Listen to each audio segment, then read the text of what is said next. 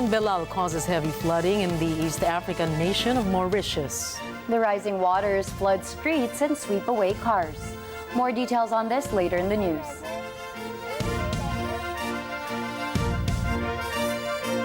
Good evening, I am Gianna Llanes. I am Nina Richie Alago Flores. This is Mata ng Agila International. Now for the headlines. The Department of Agriculture would not give any cash aid to affected farmers from Benguet and Nueva Ecija. Beijing summons the Philippine ambassador to China after President Ferdinand Marcos Jr. congratulates Taiwan's new president. Japan simulates evacuations and drills in case of a missile attack. Donald Trump wins the Iowa caucus in a decisive manner, cementing his frontrunner status in the 2024 race. And Trevor Noah makes history in the 75th Emmy Awards.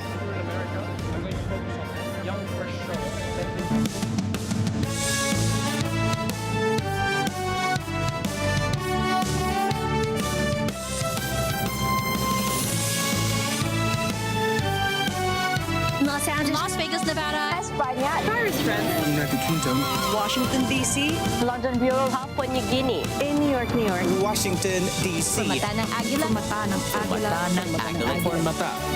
Mata ng Agila International. Trusted, connected, on point.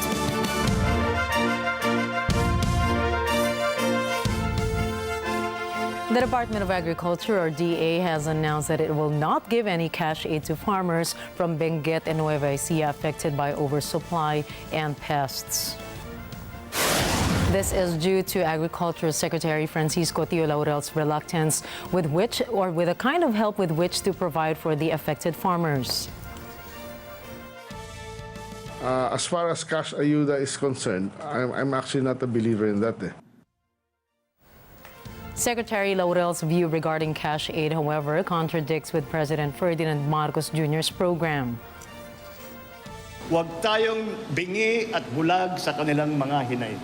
At dahil dumadami ang nangangailangan ng tulong at ayuda, lumalawak tuloy ang inyong mandato.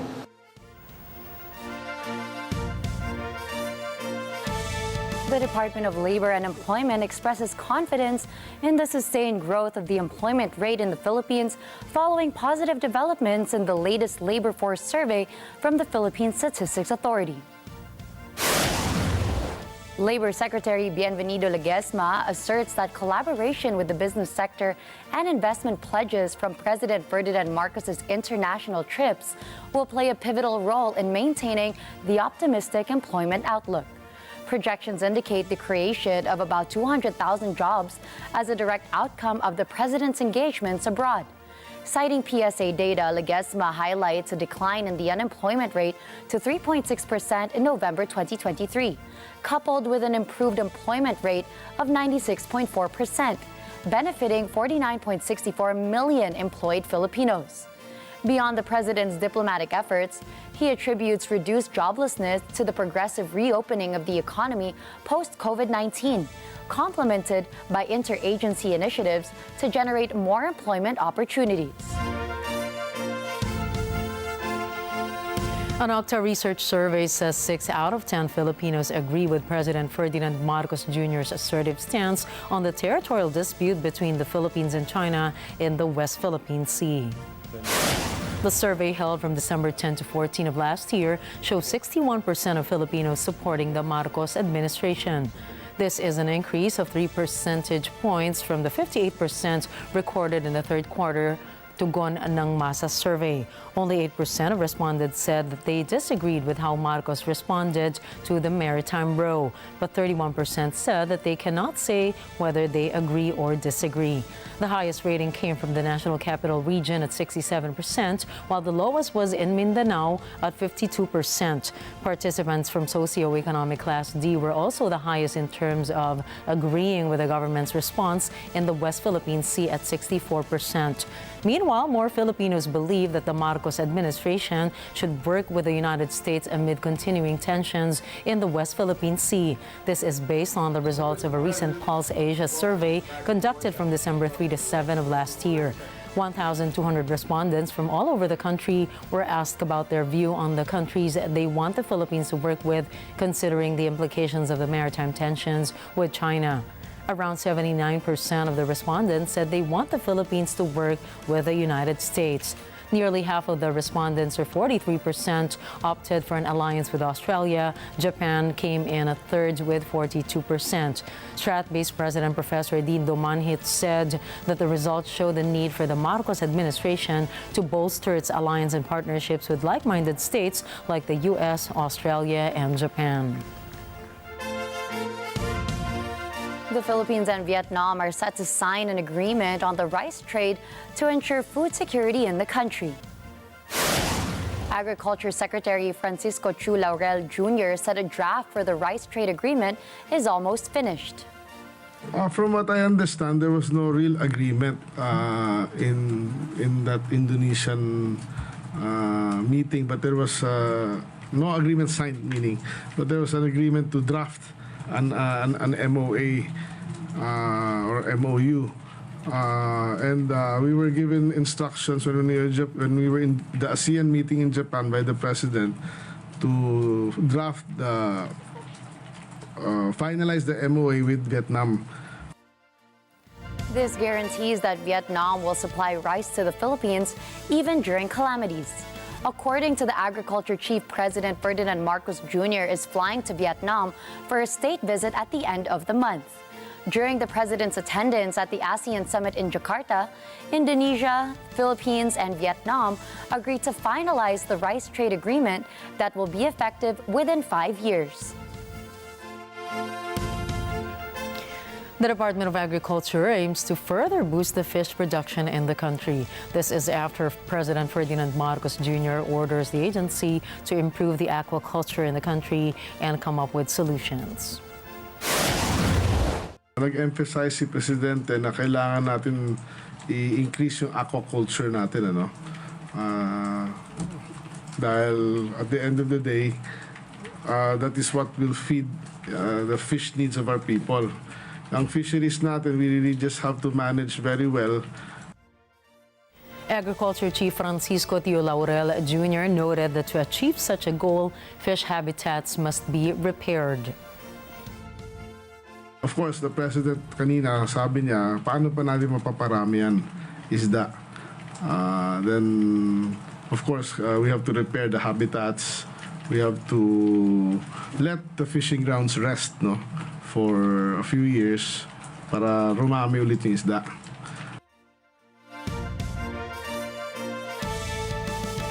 Albay 1st District Representative Edsel Lagban filed a petition before the Supreme Court to formally challenge the constitutionality of nearly 450 billion pesos in additional unprogrammed funds in the 2024 General Appropriations Act. Lagman and his co-petitioners asked the High Court to issue a temporary restraining order or a writ or preliminary injunction to restrain the respondents from releasing the alleged excess appropriations.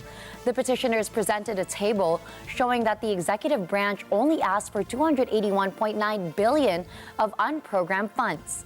But they alleged that the bicameral conference committee inserted 449.5 billion unprogrammed appropriations on top of the original amount. The petitioners cited that under the Constitution, Congress may not increase the appropriations recommended by the President for the operation of the government as specified in the budget. The petitioners also asked the Supreme Court to nullify the alleged excess funds, arguing that it is tainted with grave abuse of discretion amounting to lack or excess of congressional jurisdiction. Senator Coco Pimentel said he would also file a petition before the Supreme Court assailing the excess unprogrammed appropriations. The Department of Justice, or DOJ, is set to release revised and simplified guidelines for departure formalities. DOJ Assistant Secretary Jose Dominic Clavano clarified that these new guidelines differ from those issued last year.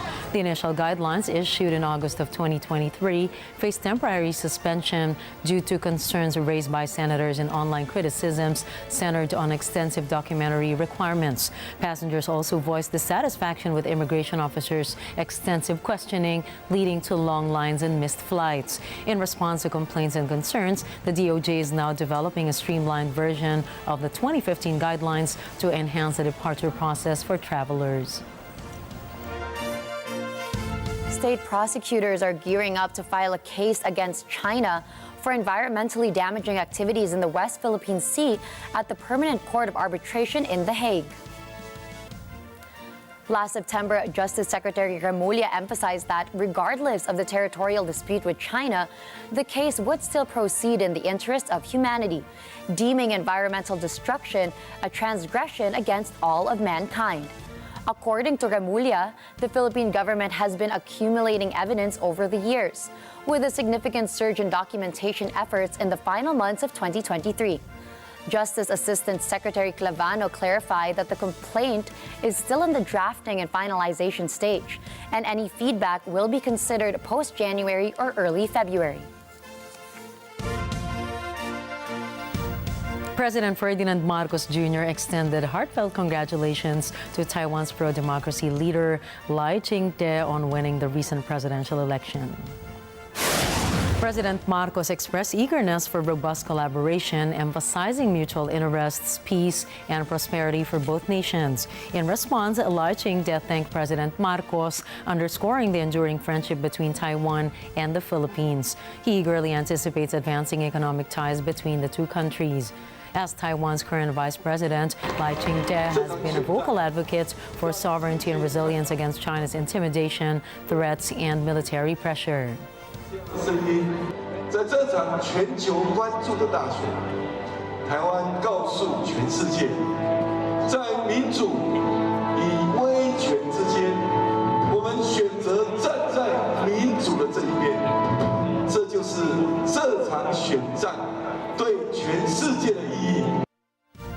In response, China has announced that it had summoned the Philippine ambassador due to President Marcos's remarks. 非方对中方，马克思总统的有关言论严重违反一个中国原则和中非建交公报，严重违背非方对中方所做的政治承诺，粗暴干涉中国内政。中方对此强烈不满，坚决反对，已于第一时间向非方提出强烈抗议。 今天上午，农荣部长助理召见菲律宾驻华大使，提出严正交涉，敦促菲方给中方一个负责任的交代。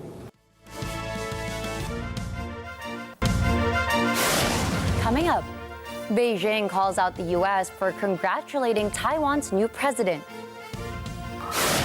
Trump wins the Iowa caucus. And UN Secretary General Antonio Gutteres calls for an immediate ceasefire in Gaza. Stay tuned for more stories around the globe when we return.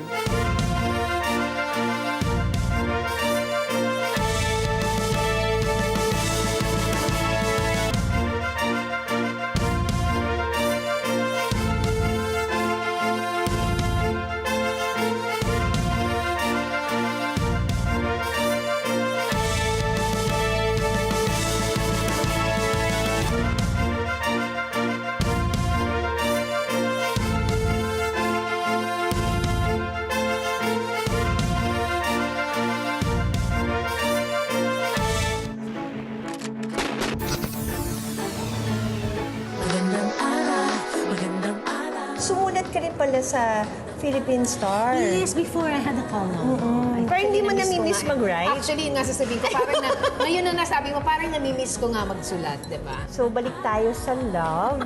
Naging boyfriend mo daw si William Martinez. Akala ko si Yayo. Yayo lang. Pero ano yung nag-motivate sa'yo, Ate Jackie Lou? Hindi ko na-achieve yung magka-abs, ha? Grabe yung abs mo, Ate Jackie Lou, ha? let's play a simple game like mother, like daughter. When thinking about love, Ara believes in happily ever after. Tawa niya.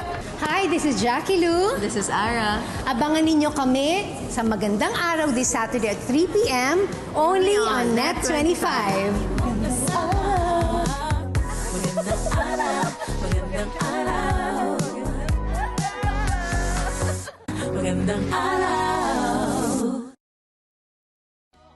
Let's net together. Sa Net25. Sa Net25.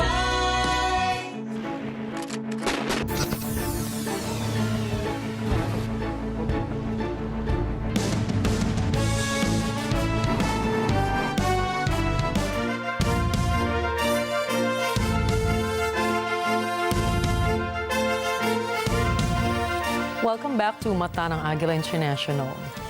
China has accused the United States of sending a gravely wrong signal to those advocating for Taiwan's independence after U.S. Secretary of State Antony Blinken sent congratulations to Taiwanese President-elect Ching following his election victory. Secretary Blinken underscored the democratic values shared between Taipei and Washington and emphasized the U.S.'s commitment to maintaining peace and stability across the Taiwan Strait, highlighting its role as one of Taiwan's most significant allies.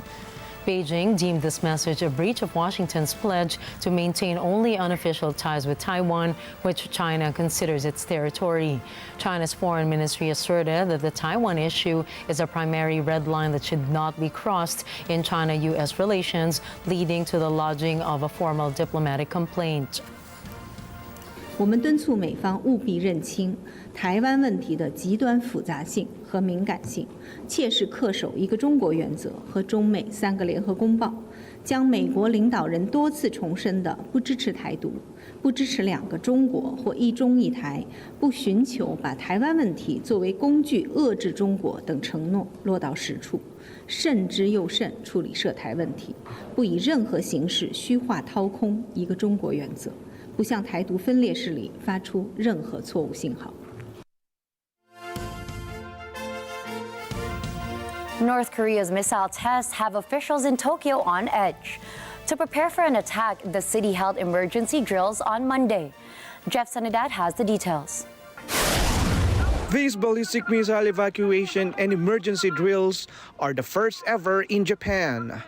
They come a day after North Korea's latest launch, its first known weapons test this year. North Korea said it had successfully test-fired a new ballistic missile tipped with a hypersonic maneuverable warhead. The missile is the latest breakthrough in its pursuit of advanced weaponry to threaten South Korean and U.S. targets. Tokyo Governor Yuriko Koike says the North Korean missile tests are a grave threat to Japan. He says residents should not only be prepared for natural disasters, but also for possible damage from ballistic missiles. Jeff Sanidad for Mata ng Agila International, trusted, connected, on point.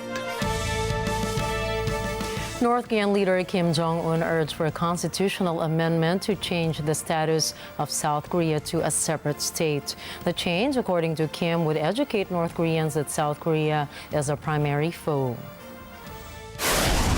대한민국이라는 최대의 적국이 우리의 가장 가까운 이웃에 병전하고 있는 특수한 환경과 미국 놈들이 주도하에 군사적 긴장 격화로 지역 정세의 불안정성이 증대되고 있는 현실을 냉철하게 고찰해보면 물리적 충돌에 의한 확전으로 전쟁이 발발할 위험은 현저히 높아졌고 위험 단계에 이르렀습니다.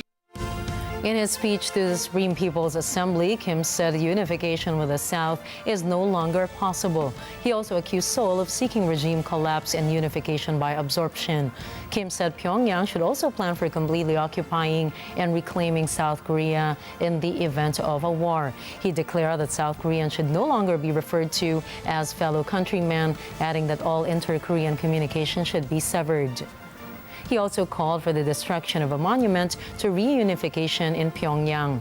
Kim reiterated that North Korea does not want a war, but they will not avoid it if there is a necessity to defend their sovereignty. He said that Pyongyang's military capabilities are ready and updated. 우리는 전쟁을 바라지 않지만 결코 피할 생각 또한 없습니다. 전쟁이라는 선택을 할 그 어떤 이유도 없으며 따라서 일방적으로 결행할 의도도 없지만 일단 전쟁이 우리 앞에 현실로 다가온다면 절대로 피하는 데 노력하지 않을 것이며 자기의 자주권 사수와 인민의 안전, 생존권을 수호하여 우리는 철저히 준비된 행동에 완벽하고 신속하게 임할 것입니다. The Arakan Army, or AA, a part of the alliance fighting against the Myanmar military, has declared control over a key western town near the border with India and Bangladesh. Photos depict AA soldiers posing with their weapons outside key administrative buildings in Chin State's Paletwa, displaying the group's flag alongside seized weapons, ammunition, and military equipment. The Arakan Army asserts that there are no remaining military council camps in the area, asserting complete control over the region.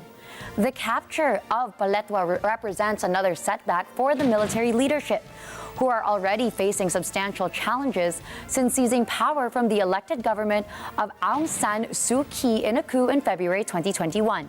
As of now, there has been no official comment from the Myanmar military on the situation in Paletwa, and state-run media has not reported on the development. Kremlin said that Russian President Vladimir Putin had a phone call with Indian Prime Minister Narendra Modi on Monday. Kremlin disclosed that the two leaders discussed issues related to the development of bilateral ties between Russia and India. This includes the fields of trade, economy, scientific and technical cooperation, as well as energy, transport, and logistics. According to the Kremlin, noted that Modi expressed India's readiness to play a part in the implementation of the goals and objectives of the Russian chairmanship of BRICS. The Philippine Consulate General in New York advised Filipinos residing there to postpone traveling as a cross-country winter storm is seen affecting many areas. The advisory was issued after New York state authorities imposed a travel ban due to zero visibility caused by extreme cold winds and heavy snow. New York Governor Kathy Hochul said they are doubling efforts to clear roads filled with ice. Authorities added that intense cold and heavy snow, measuring up to 7 inches, have hit some areas in America. Other states are experiencing sub-zero temperatures. The Philippine Consulate is closely monitoring the situation, but up to this date, no Filipinos have been affected so far by the winter storm. Former United States President Donald Trump won the Iowa caucus, claiming a 30-point victory over his closest rival, Florida Governor Ron DeSantis. Trump set a new record for victory margins in the Iowa Republican status, beating the 41% won by former U.S. President George W. Bush in 2000. Trump also cemented his status as the most likely presidential candidate to face off against President Biden in November's general election. DeSantis came in second with 21%, followed closely by former South Carolina Governor Nikki Haley, who secured 19% of the Iowa votes. Trump celebrated his Iowa victory, vowing to solve the wars in Ukraine and the Middle East.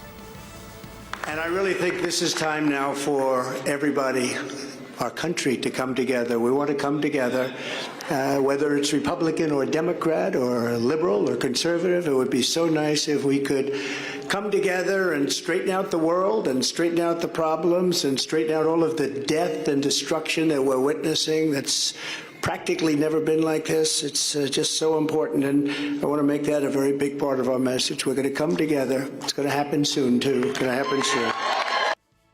The Iowa vote determined the state's 40 delegates to July's Republican National Convention, at which delegates from across the United States select the party's presidential nominee. Republican frontrunner Donald Trump's landslide victory at the Iowa caucus made it increasingly possible that 2024 is going to be a Trump-Biden rematch. United States President Joe Biden also acknowledged the possibility, saying on X platform that Trump was the clear frontrunner to be the Republican candidate in the U.S. elections in November. Political analysts believe the Iowa result will now let Trump focus on his bid to question Biden's achievements, particularly the Bidenomics and Washington's participation in the Ukraine conflict and war in the Middle East. For the Democrats and Biden's part, experts say they welcome Trump's victory in Iowa and see it as an opportunity to exploit Trump's vulnerabilities. Trump is facing criminal and civil trials, and some experts say the Democrats will use these reports to put more clout on Trump's character.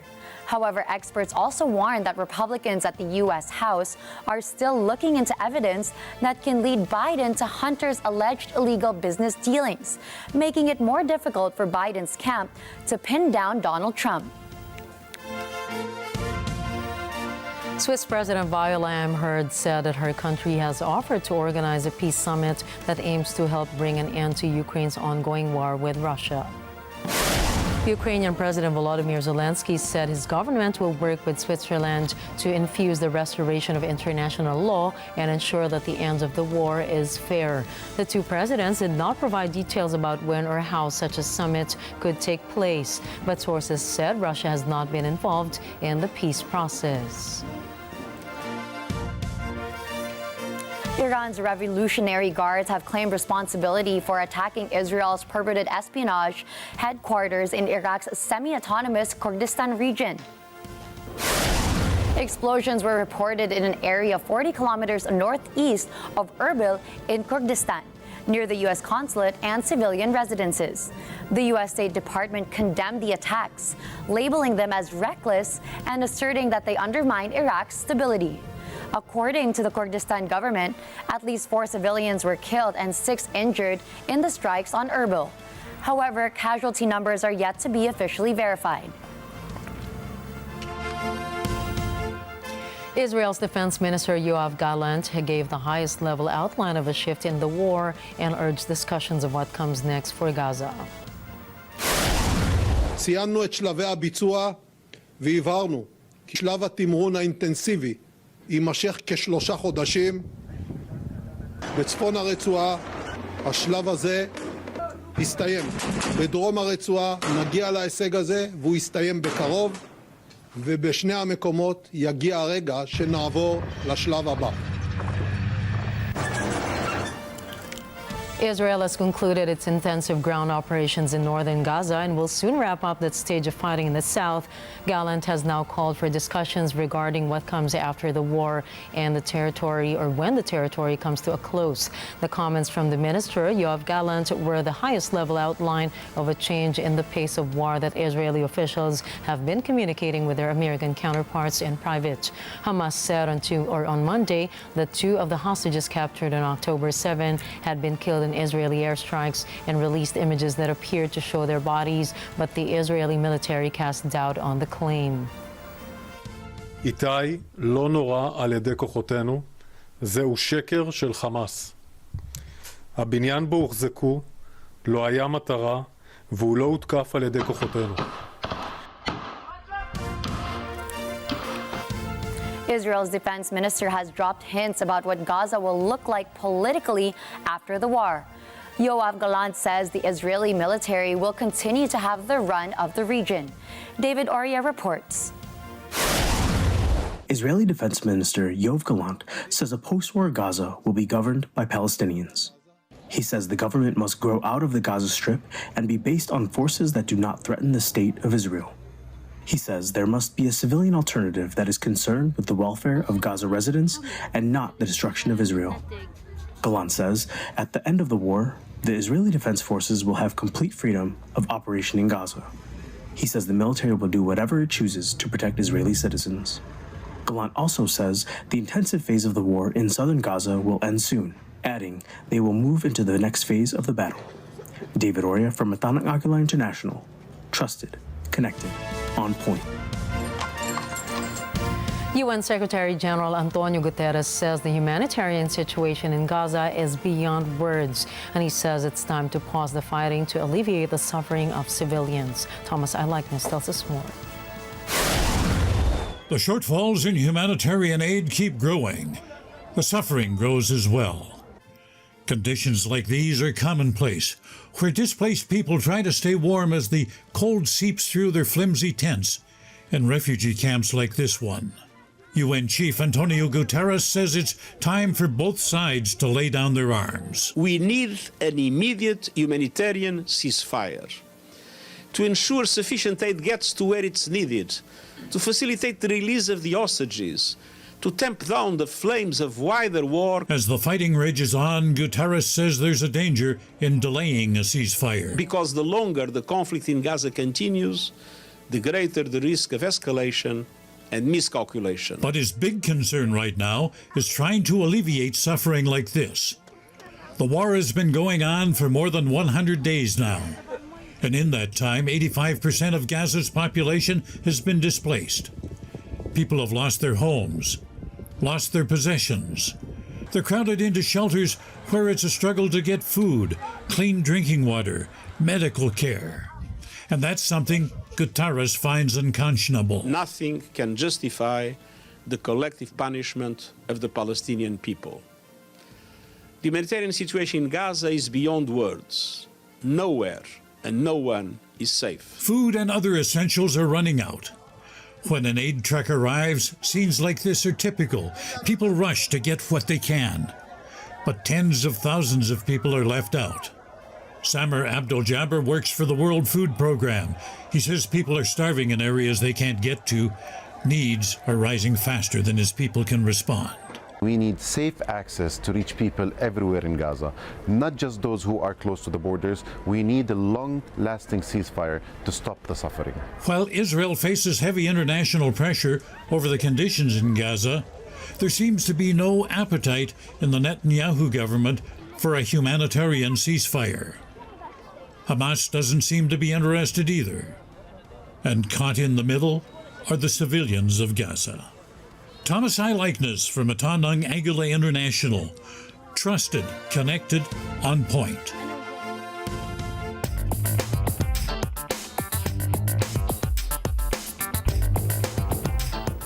The Met Police arrested 6 people on suspicion of a plot to disrupt the London Stock Exchange. Authorities said the suspects were planning to cause damage and lock on to stop the building from opening for trading. The Met said the arrests were prompted by information shared by the Daily Express. Up next, the French island of La Reunion was placed under cyclone alert. Rio de Janeiro state remains flooded after torrential rains lashed the state. And hundreds of tourists remain stranded after an avalanche hit a remote Chinese village. Please don't go away. We've got more stories when Mata ng Agila International returns.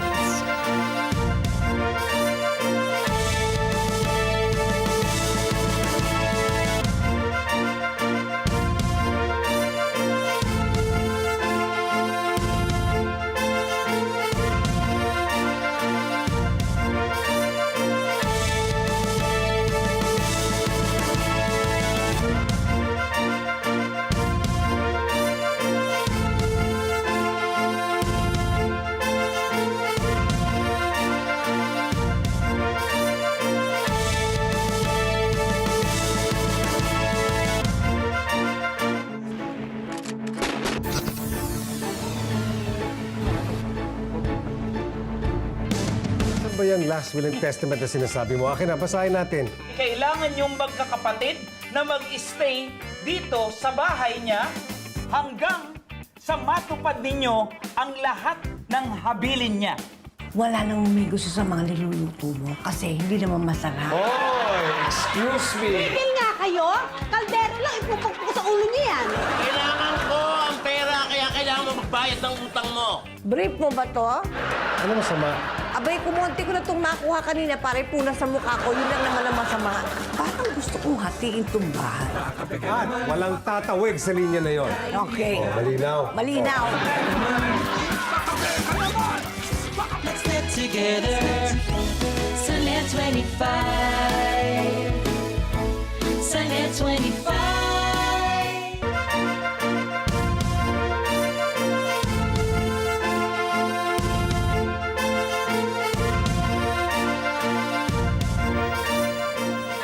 Cyclone Belal has unleashed its fury on small island nations in the western Indian Ocean. The storm is being blamed for at least one death. EJ Gonzalez has more. Hundreds of thousands of people on the island of Reunion hunkered down in their homes under a strict lockdown on Monday as a devastating storm ripped along its coast. Reunion is one of France's overseas territories. The eye of the storm passed along the northern and northeastern coast in the afternoon and moved away from the island by the evening. It did not become an intense tropical cyclone or cause devastation further inland, contrary to earlier fears. A full survey of damage has not yet been completed. Tens of thousands of homes lost electricity, water, and telecommunications. Meanwhile, in the nation of Mauritius, about 200 kilometers to the northeast, the lull caused heavy flooding. The rising waters flooded streets and swept away cars. The international airport is closed until further notice. Mauritius is a country of almost 1.3 million people. It is a magnet for tourists attracted to its stunning white beaches and crystal clear waters. EJ Gonzalez from Agila International, trusted, connected, on point. The death toll from severe flooding in Rio de Janeiro has risen to 12. The flooding is the result of heavy rain on the weekend. Rose Papaangelis reports. This is what the streets look like in the suburbs of Rio on Monday. Residents have begun assessing damage and mopping up. Officials say the victims died in a landslide, drowning, and electrocution. Firefighters are still searching for a woman whose car fell into a river Sunday evening. Civil defense officials warn that 18 towns across the state of Rio de Janeiro have a high risk of landslides. Many residents say they lost everything. One person say his house flooded after a nearby dam broke. Some people spent Sunday night on the roofs of their homes as flood waters rose. Business owners worry about how they will be able to pay for repairs to their establishments. The rain has begun to ease. But Rio de Janeiro Mayor Eduardo Paes reminds people not to swim in lakes or the sea. He also says they should stay away from electrical sockets and metal doors. Rose Papaangelis from Agila International, trusted, connected, on point. An explosion at a furniture workshop in Azerbaijan's capital of Baku on Monday has killed 6 people. Police say 24 others are injured. Ken Cruz has the details. Video footage shared by the Azerbaijan Emergencies Ministry shows rescuers lifting a man from the smoldering rubble of a burnt-out building while firefighters comb the wreckage for survivors. The prosecutor's office says the bodies of 6 people have been found and removed from the rubble. It adds at least 24 people have been injured, 3 of whom were pulled from the rubble. Fire officials say the blaze has been extinguished. The cause of the blast is not immediately clear, but prosecutors say that have launched a criminal investigation into a breach of fire safety regulations. The incident comes a week after a blaze at a maternity clinic in Baku left 4 infants dead, a case the president vowed to personally oversee. Ken Cruz from Agila International, trusted, connected, on point. A firefighter in Utah has jumped into an icy lake to rescue Bob the dog. North Davis Fire District saw Bob got trapped in a frozen lake after taking a swim. The firefighters slowly crawled to Bob's location to give him a lift from the frigid pool. Bob was eventually pulled to safety. Around 1,000 tourists remain stranded in a remote holiday village after avalanches hit China's northwestern Xinjiang region, with snow piling high and fickle weather impeding evacuation. Road access to Hemu Village, a scenic destination near the borders of Kazakhstan, Russia, and Mongolia, where the tourists were trapped, has been cut off by avalanches for several days. The village is situated in Xinjiang's Altai prefecture, where continuous snowfall in some areas has lasted for as long as 10 days at a time. The heavy snowfall triggered dozens of avalanches along large sections of highways in the Altai Mountains, leading to the Kanas scenic area and and some tourists were lifted by helicopter to safety. Snow brought by the avalanches reached as high as 7 meters in some parts, and in many was higher than snow clearing equipment. Work to clear the 50-kilometer stretch of buried road has been ongoing for more than a week. As weather changes rapidly in the mountainous area, the windows for operating supply missions have been narrowed too. A military helicopter sent supplies such as flour and fuel to Hemu village for the meantime. Chinese Premier Lee Kang is set to address global investors and politicians in Davos as Beijing grapples with the sluggish post-pandemic recovery and a real estate slump. His speech comes as, for the first time in the 4 decades since China opened up to foreign investment, overseas executives have grown concerned about its long-term growth prospects. Lee, who leads a large government delegation at this week's World Economic Forum, is the most senior Chinese official to interact with global business and political elites at the Swiss ski resort of Davos since President Xi Jinping in 2017. He is expected to promote global cooperation, address various risks, bridge the development divide, and seek peaceful coexistence and win-win outcomes.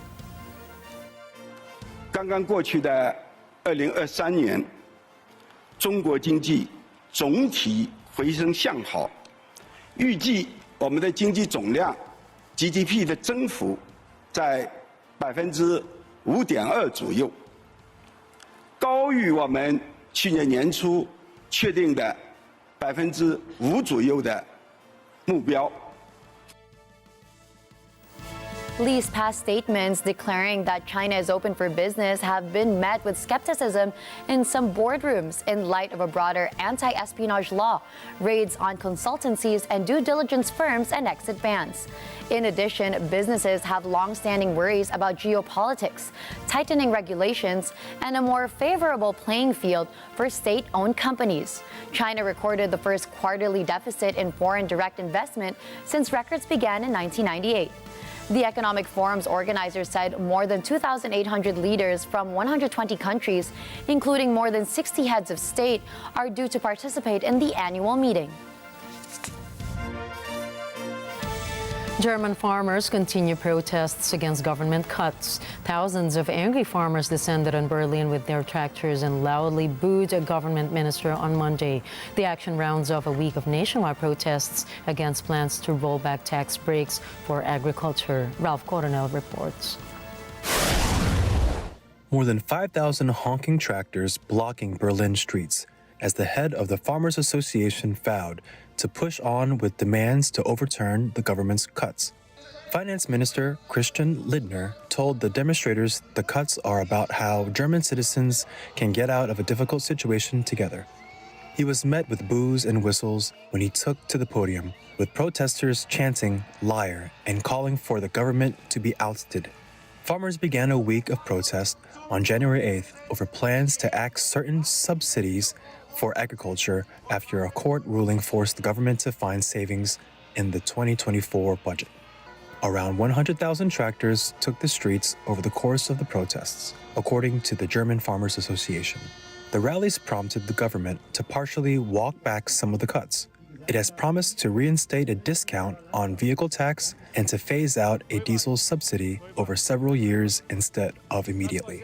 But farmers say the moves did not go far enough. Police arrested some protesters Monday for setting off firecrackers. Ralph Cornell from Agila International, trusted, connected, on point. Colombia's government has extended a ceasefire with the FARC-EMC rebel group as both sides hold peace talks in Bogota that seek to reduce violence in rural parts of the country. The ceasefire will now last until July 15, according to a decree signed Sunday by President Gustavo Petro. And it requires that the rebels cease attacks on civilians in areas under their control. The group of around 3,500 fighters is led by rebel commanders who did not join a 2016 peace deal between the Colombian government and the main FARC group that ended 5 decades of war. Petra's administration has attempted to hold simultaneous peace talks with these groups as part of the president's total peace plan. But critics say that ceasefires with the nation's remaining rebel groups have done little to stop attacks on the population, with the rebels using the cessation of hostilities with the military as an opportunity to recruit teenagers, extort local businesses, and kidnap civilians for hefty ransom payments.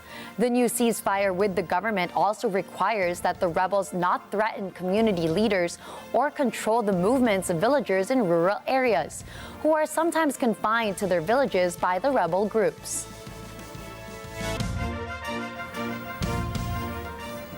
Biotech entrepreneur Vivek Ramaswamy has withdrawn from the 2024 Republican presidential nomination race following a disappointing outcome in the Iowa caucuses. As of this moment, we are going to suspend this presidential campaign. And this is going to have to be, there is no path for me to be the next president absent things that we don't want to see happen in this country.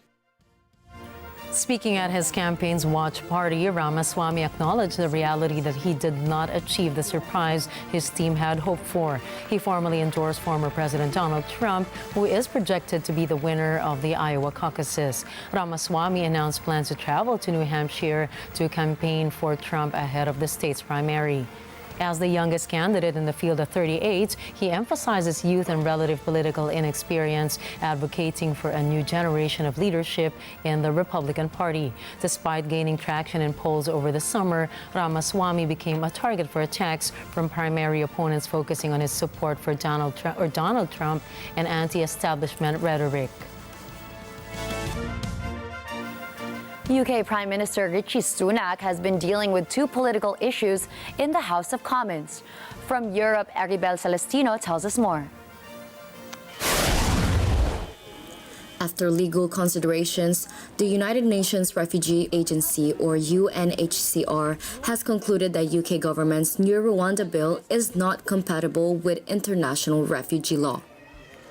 To recall, the modified Rwanda bill would allow Britain to send asylum seekers who arrive illegally in the United Kingdom to Rwanda. The UK Supreme Court rejected the Rwanda policy and declared it unlawful. However, Prime Minister Rishi Sunak's government introduced amendments asserting that under the UK law, Rwanda was considered a safe country. Modified provisions of the bill also granted ministers the authority to disregard emergency orders from European Court of Human Rights that would suspend a flight to Rwanda during the ongoing legal proceedings of an individual case.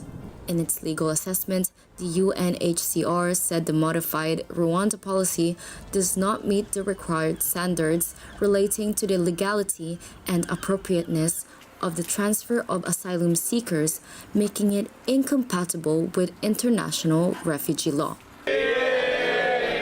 Analysts say the latest Rwanda row has sparked a fresh leadership crisis for Sunak, who insisted the policy would prevent illegal refugees arriving in Britain on small boats.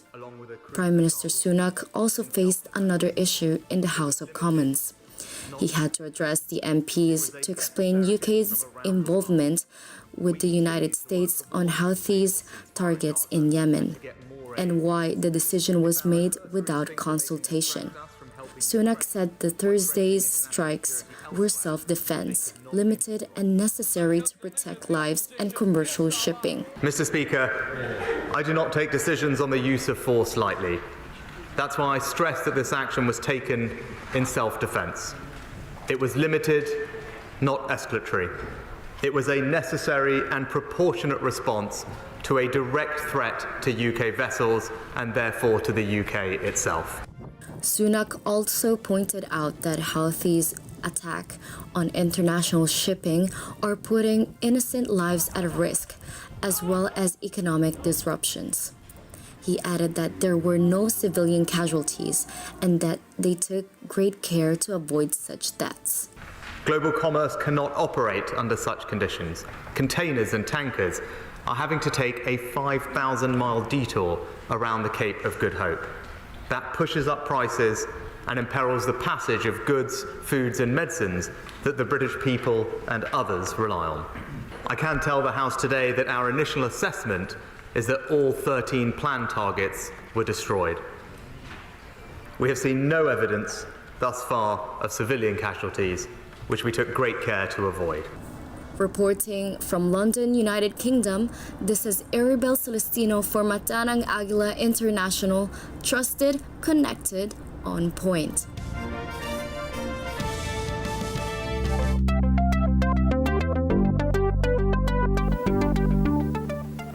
Tech firm OpenAI has announced that it will launch tools to combat disinformation ahead of the upcoming election this year.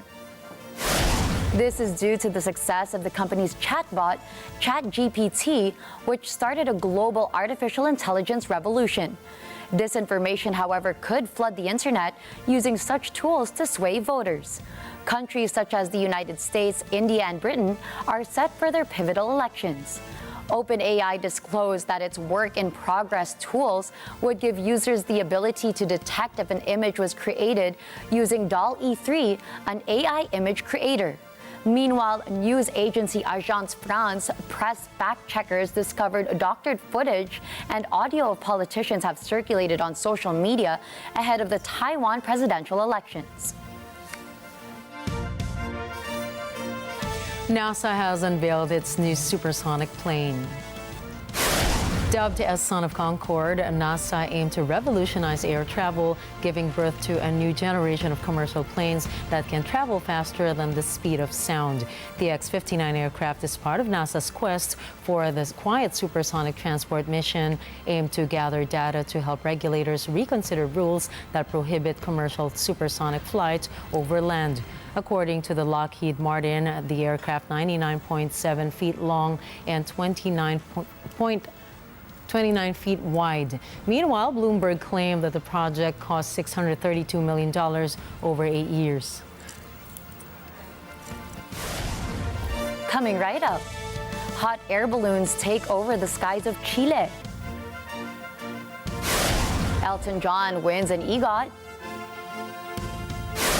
And Trevor Noah makes history for becoming the first African to win an Emmy for Outstanding Talk Series. Catch the latest in sports and entertainment. Matanang Agila International will be back.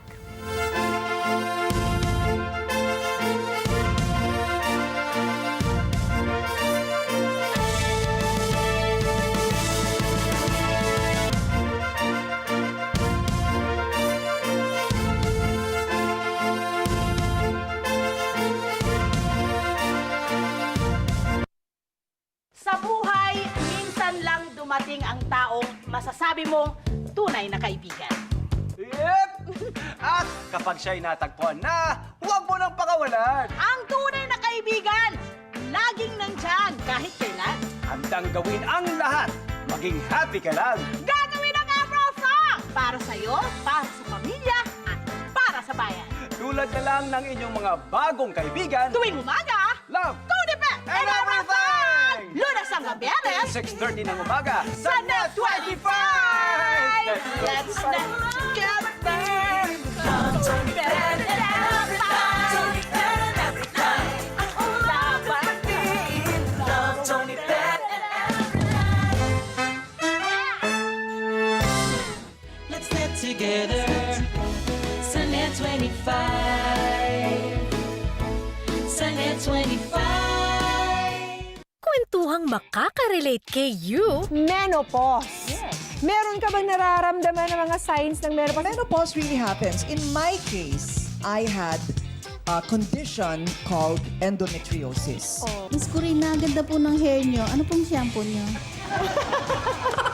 Mapa-senior man kay you. My apos are here. They're here with me and they give me such joy. And so, kung hindi ako magtatrabaho, how could I spoil them? O Gen Z?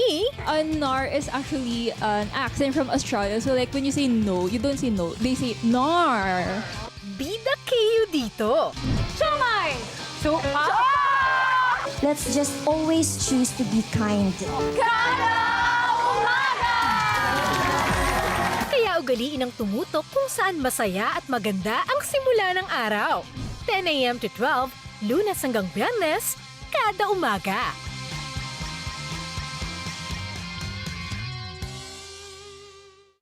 Let's get together. Sunday 25. Sunday 25.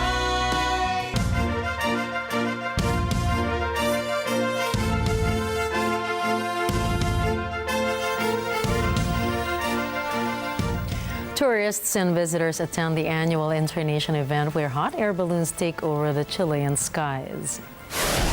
Young and old onlookers gather in the capital city of Santiago to watch dozens of hot air balloons participating in the event.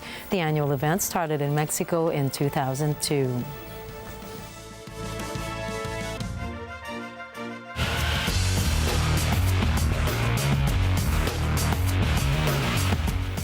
It's officially Dame time in Milwaukee as Bucks guard Damian Lillard sings a buzzer beater to signal the start of the Dame era. Vin Pascua has the score. With 5.2 seconds remaining in overtime, Sacramento Kings guard De'Aaron Fox went to the free throw line with a chance to give his team a 3-point lead. He missed the first free throw and then made the second, giving his team a 2-point lead. But 5 seconds later, Damian Lillard hit a 32 from one of his teammates. The Kings defended Lillard aggressively all night, which led to some shooting struggles for the Bucks point guard in the first 4 quarters. But Lillard came up in the clutch and scored 9 of the Bucks' 15 points in the 5-minute overtime period and ended the night with 29 points, 4 rebounds, and 8 assists. Adedecampo was right behind Lillard from a scoring perspective with 27 points, 10 rebounds, and 10 assists. Malik Beasley had 23 points on 5 of 9 3-point shooting, while Bobby Portis added 22 points and 10 rebounds off the bench. Fox finished with 32 points to lead the Kings, and Domantas Sabonis had his 10th triple-double of the season with 21 points, 15 assists, and 13 rebounds.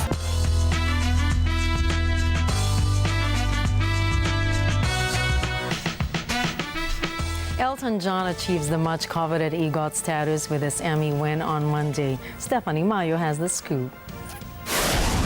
Elton John is now an EGOT winner. The music icon won an Emmy Monday night, making him the 19th person to become an EGOT winner. The prestigious EGOT status is reserved for those who have won an Emmy, Grammy, Oscar, and Tony Award. In his legendary career, John has 2 Oscars, 1 Tony, and 6 Grammys. And now he has won an Emmy for Outstanding Variety Special Live, courtesy of his Disney Plus special Elton John Live Farewell from Dodger Stadium, an exclusive live stream of his last concert at Dodger Stadium in Los Angeles, the final American stop of his farewell Yellow Brick Road tour. John did not attend the Emmy ceremony due to a recent knee surgery, but in a statement he said he was incredibly humbled to be joining the EGOT winners and that the journey to this moment has been filled with passion, dedication, and the unwavering support of his fans all around the world. John is one of the top-selling solo artists of all time. He also holds the record for biggest-selling physical single of all time for Candle in the Wind in 1997, which sold 33 million copies. His greatest hits album, the 2017 Diamonds, spent 300 consecutive weeks in the top 75 of the UK album charts. The EGOT Club also includes the likes of Viola Davis, Jennifer Hudson, John Legend, and Whoopi Goldberg. Stephanie Mayo for Mata ng Agila International, trusted, connected, on point.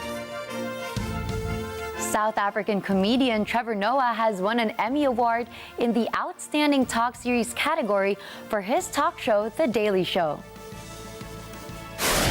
With the win, Noah makes history as the first African and first Black person to win an Emmy for Outstanding Talk Series since the category's introduction in 2015. The comedian has been nominated for the Emmy category 5 times before, but his 6th nomination, which he earned in his final season hosting The Daily Show, finally secured him the win. In September 2022, Noah shocked many of his fans when he announced his exit from The Daily Show after 7 years as the host. The search for his replacement is still ongoing. Noah has another Emmy Award, which he earned in 2017 for an outstanding short-form variety series. The Emmy Awards are the most prestigious honors in the U.S. television industry. To send you off today, here's a quote from Japanese-American businessman and author of Rich Dad, Poor Dad, Robert Kiyosaki. Don't let the fear of losing be greater than the excitement of winning. And I do think winning is a matter of perspective. I think even if you lose, you win because you learn from it and you get that experience. And who doesn't fail in life? We've had many failures in life, but we must never not look forward to someday winning and being successful. Yes, that's something to look forward to for sure. Definitely. And that's a wrap for tonight's news. Catch the latest updates on our social media channels. I am Gianna Llanes. I'm Nina Richie at Go Flores. This is Mata ng Agila International, trusted, connected, on point.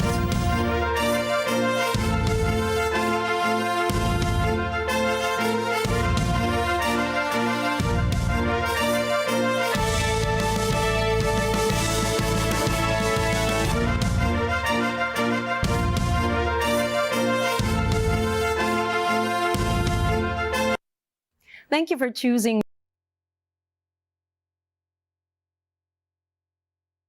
and On Point with stories from around the globe. Follow, like, and subscribe to @Net25 TV.